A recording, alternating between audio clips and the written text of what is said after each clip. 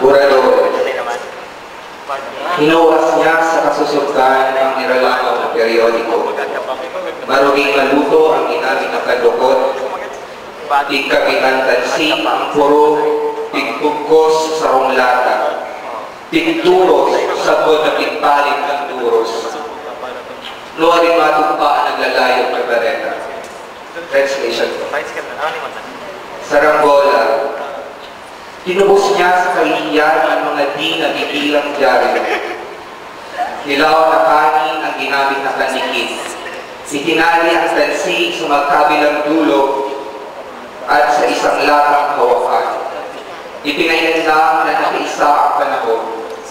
Kailan ang hapon ang malagwang balita. Salamat po.